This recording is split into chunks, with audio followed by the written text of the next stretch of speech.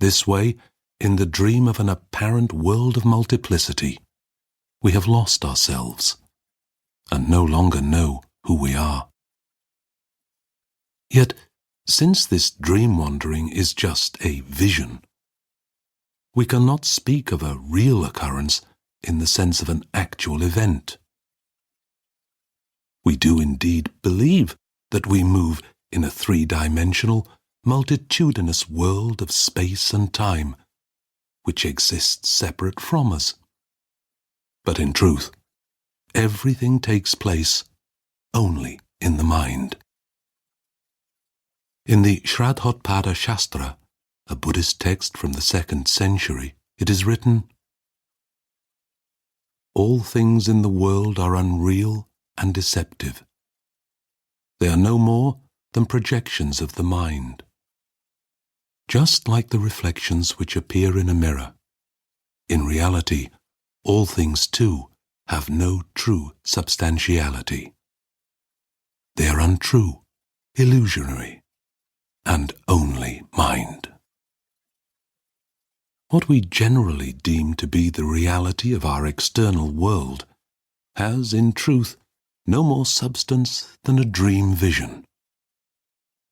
In the words of the Chinese Zen master Han Shan from the 17th century, "The things of this world are like props and stage sets of a dream play. When you awaken, the stage vanishes. The actors and the audience equally vanish. Whatever lives in a dream must also die with the dream. But behind the dream, there is true being, which does not cease with the dream.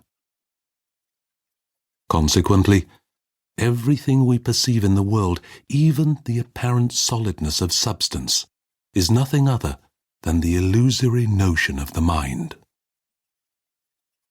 However, if we believe we can infer the actual presence of an external world from our sensory perception of it, we are mistaken.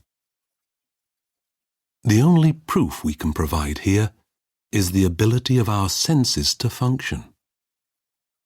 Yet because our body, and thus our senses too, are just notions of the mind, this only proves that our consciousness experiences the impressions made by the senses. Since we only perceive the world through our senses and consciousness, we must therefore concede that the only world we can speak of is the world of our subjective experience. And in the end, this means the world is nothing more than our imagination. An excellent example for the mind-only teaching is the following Zen story. The temple flag above the great gate of the Zen monastery of the 6th Patriarch Hui Neng is flapping in the wind. 2 monks are standing beneath the flag arguing. One of them says, "Look how the flag moves." The other says, "No, it's the wind that moves." And so they discuss it back and forth and cannot agree. Suddenly the 6th Patriarch is standing directly behind the 2 loud ranting squabblers and says, "Neither the wind nor the flag moves. Only the mind moves. Nothing else."